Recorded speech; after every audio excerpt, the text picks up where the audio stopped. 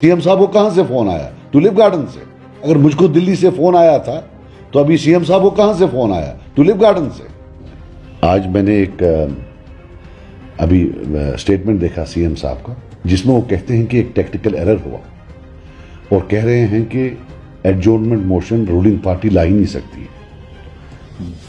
मेरा यह कहना है कि 3 दिन पूरी असेंबली को हाईजैक करके रखा नेशनल कॉन्फ्रेंस के मेंबर्स ने, कोई बिजनेस ट्रांजैक्ट करने नहीं दिया। लेकिन 7 अप्रैल 3:19 मैंने एग्जैक्टली सेम ट्वीट किया है। ट्वीट आप आज नहीं कर सकते हैं, ये मैं आपको दिखा रहा हूं।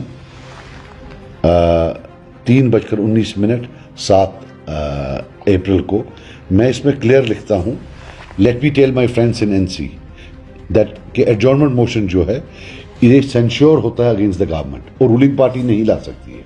इसमें एक मिनिस्टर इंचार्ज होना चाहिए, वो उसको डिफेंड करना चाहिए। और मैं फिर उसमें लिखता हूं कि जो ओनली लेजिस्लेटिव डिवाइस जो हमारे पास कलेक्टिवली है वो ये रेजोल्यूशन की है। ये कहने पर दूसरे दिन मुझको गालियां मारी, बोला दिल्ली से फोन आया है। अगर मुझको दिल्ली से फोन आया था तो अभी सीएम साहब को कहां से फोन आया? टुलिप गार्डन से। एक हद होती है, गिरने की एक हद होती है, झूठ की एक हद होती है।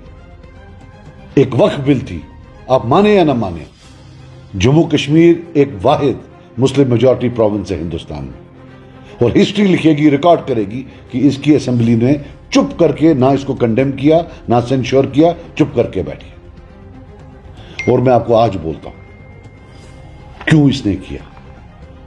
सिर्फ इसलिए कि जो इन्होंने डकैतियां की हैं उस पर कोई पर्दा ना। वही एक ट्रेड है कि हमसे मत पूछो हमने क्या किया है, हम इसके बारे में चुप करेंगे, हम असेंबली से कोई चीज नहीं आने देंगे। क्योंकि वहां से सारी स्टेट्स एक साइड और जम्मू कश्मीर एक साइड, ये मुस्लिम मेजॉरिटी प्रोविंस है। यहां का जो असेंबली का रेजोल्यूशन है वो माने खेज है, वो डिस्टिंक्टिव है, वो डिफरेंट है फ्रॉम ऑल अदर स्टेट्स।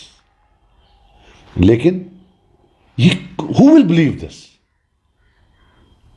सबसे पुरानी पार्टी नेशनल कॉन्फ्रेंस, सबसे ज्यादा जो लॉन्ग टर्म एमएलएज हैं वो नेशनल कॉन्फ्रेंस के, कई 5th टर्म है, किसी की 7वीं टर्म है, किसी की 8वीं टर्म है। इनमें वकील कितने हैं? And you want us to believe कि 3 दिन किसी को नहीं मालूम पड़ा कि ये गलती कर रहे हैं? 3 दिन और किसी को कुछ बोलने नहीं दिया। आपने टीवी पर देखे होंगे कैसे वो धक्के देने की कोशिश कर रहे थे सच बोलने पर। आज जम्मू कश्मीर के लोगों को मालूम पड़ना चाहिए कि जो ये वहां अंदर गाली गलौज कर रहे थे, फिर डेस्क पर चढ़ रहे थे, छोटे बच्चों की तरह वो कागज काट रहे थे, फिर फेंक रहे थे, वो एक ड्रामा था। उनको बताया गया था कि किसी को बोलने मत दो, कोई नहीं बोलेगा। और हमारा जो मुतालबा है कि ये माफी मांगे, और if he is serious even today they can call 1 day special session, we can pass a resolution. Speaker के पास पावर है, वो हर रूल को सस्पेंड कर सकता है। और अगर हम रेजोल्यूशन करें, हम वो क्या गिरफ्तार करेंगे? रेजोल्यूशन होगा, देखी जाएगी बाद में। लॉ जो है, लॉ बाय प्रेसिडेंस होता है। लॉ कोई ब्लैक एंड व्हाइट नहीं है, उसमें बहुत सारा ग्रे एरिया है। It's a very flexible thing. लेकिन जब वहां थे हम मुहिम तो दो मुहिम, स्पीकर साहब एक बात बोल रहे थे। अच्छा, स्पीकर साहब ने यह बात भी बोली, लेकिन उन 50 मेंबर्स ने माना ही नहीं। और ये एमएलए क्या करता है इसमें? ये जो गवर्नमेंट रेजोल्यूशन था, गवर्नमेंट हैज द अथॉरिटी कि वो विदाउट नोटिस रेजोल्यूशन ला सकते हैं, उनको बैलेटिंग की जरूरत भी नहीं है, but it has to be moved by a member of the cabinet with the approval of the leader of the house which is the CM. और मैंने देखा लुक एट द एरोगेंस, किस एरोगेंस से, हाँ वो टेक्निकल मिस्टेक हो गई। ये वक्त का मामला है, मुसलमानों का मामला है।